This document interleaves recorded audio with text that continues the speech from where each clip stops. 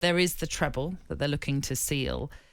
In a way, would it be now more of a surprise if they didn't secure the treble? I'd be astounded. Yeah. I'd be astounded if they don't achieve it.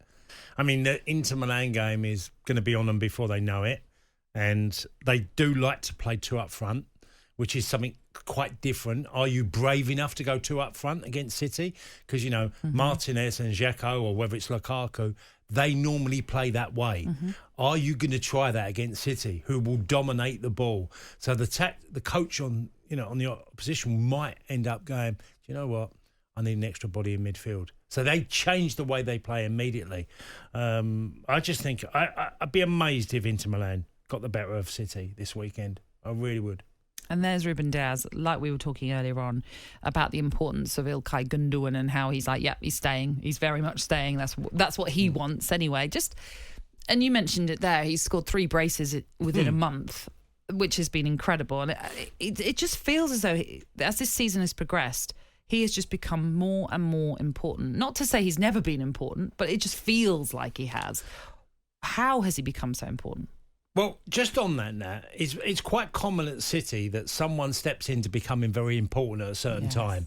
Bernardo Silva's done it. Jack Grealish has done it. Mahrez has done it.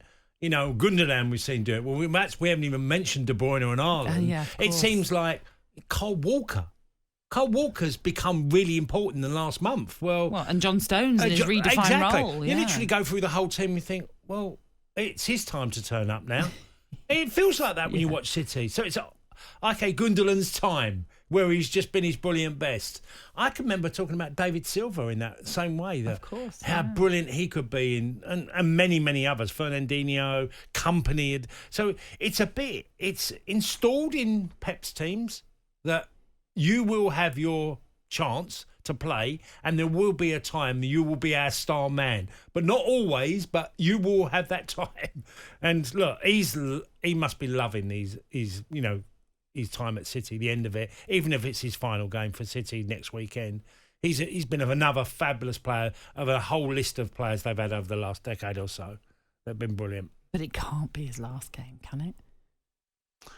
I always love seeing great players in the Premier League. I don't know, because the one thing I'm very aware of, that deals can be so far down the line, there's no turning back. And Pep might say, look, we've tried. And, behind the scenes, I'm sure they would have tried their socks off to keep him. Can they come to some, is it that last moment where he go, as a change of heart, and he goes, do you know what? I'll settle for this time, this length of contract and this amount of money. I want to stay here. Or is he going to do a Mane and go, I want to move on? Yeah. Farewell, yeah. I'm going to go. And go out on a high, maybe. And Klopp couldn't stop Mane from leaving, and was quite happy to say, if that's your decision, I'm not going to stop you, because Guardiola's never going to want a player that thinks he's doing City a favour playing for him. He's never going to want that type of player. Don't matter how good he is. He's not that. He's not made of that sort. He's not. But we don't get that impression. We've seen it with other City players before when they've been moved on. Yeah. Sane, Cancelo, players that we don't necessarily expect. He didn't want them, though. Yes, exactly. But that doesn't feel like this is a situation at all with Gundogan. It feels as though they certainly are in love with him, if you like. But it was, as I say, completing that domestic double. And it still feels, when you go back to the start of the season, we were talking about Manchester City, and I'm talking about maybe a month and 2 months into the season, we were all sort of still saying, they're not really playing at City's level. They weren't losing loads. It wasn't like there were terrible results. Performance-wise, they just weren't necessarily up, as I say, to that expectation of Manchester City. So when you look back at the start of the season, would you have expected them to be in this position? Well, I am aware of great teams can be a different team in March and February. Well, even though, I am aware of that. I think Real Madrid have proved that a number of times in the history of the game, that the early Real Madrid in sort of October, November, they can be a completely different team by the time it gets to the running, the February, March time. And I think City are no different. I've seen Man United do it. I've seen Liverpool do it. I've seen Wenger's Arsenal become a better team over the course of a season. And we might look at City at start next season and think, they've not quite got going yet. But boy, can they! When they do, they can be unstoppable and go on ridiculous runs and beat everything in front of them. That's what makes them a great team. And what does that come down to? Why is it that they may start slowly and yet they can finish so strongly? Well, there's lots of things now. I always think, look, all of them are internationals. So, there's a lot of international football around. And last summer there was games on, even though Europa, Nations League and all the way out. There was loads going on. And so, Liverpool had, a 3-week break from football last summer with all their success last year, the way they were going, fighting for a quadruple. And then suddenly they get to the new season, have a pre-season. It felt like Liverpool's was interrupted. I'm not making an excuse for them, but it felt like that. And they started the season, were okay. And City gradually just improved. Haaland has gradually become more of a team player for me over the course of the season. And we never must ignore the fact that the World Cup was in the middle. And I think there was a lot of players' minds on the World Cup. Yeah. Because you think about it. Now, again, making up a reason for why City have become better is that generally, if I look at the history of the game, these great clubs who end up winning things can seem to switch it on and off. Yeah.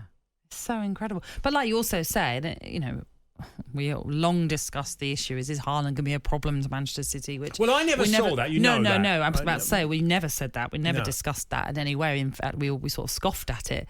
But it does feel as though, as you rightly say, as the season has progressed and he's built relationships with players. It does take time, after all, to build relationships with your teammates when you're a new person to a team. Well, he's a different dynamic. Look, they've played with a false number 9. Sure. Okay, they played and won the league with a false number 9. So now they haven't got a false number 9; they've got a real traditional number 9. Well, that was the other thing I was going to say, because when they did have Sergio Aguero, it was a very different forward option to Erling Haaland. Yeah. And Sergio Aguero had to adjust his game. Yeah. He was in and out of the City team for a period because Pep wanted different things from him, and certainly work rate was one of them, and be the first line of defence in certain scenarios. So Pep has adjusted his team as well, and I think you're seeing the settling issue that. Obviously, Haaland scored goals all season. He's actually gone through probably the driest part of his season is now. But he's having a bigger effect on the team. So he will get goals anyway. I'm not concerned about him getting goals. He'll get loads of goals in his career. It's not rocket science. We all know that. But he's become a far more accomplished player. And I expect more improvement from him, because I do think once he established... And this is where Ivan Toney improved a hell of a lot, is being that platform, that springboard for all attacks, where... it never bounced off him. It still slightly bounces off of Haaland. I was told about myself, I had a conversation with Don Howe at length about how I needed to improve my hold-up play to become a more better team player, even if you don't score. And I had some good forwards to learn off of. But I certainly had to improve. I was young and naive at times, and my game was all over the place, and I was nowhere near the level of someone like Haaland. Yeah, well, I'm sure there's more that can come from him, more of that team role like you're suggesting as well. But is it also ominous for everybody else to think, one, there's going to be more from him, but also more from Manchester City, that this dominance will just continue and continue? Like, when you look at the Premier League, how it finished, who is going to be their threat next season? Oh, if any. I don't think anybody at the moment is going to beat them.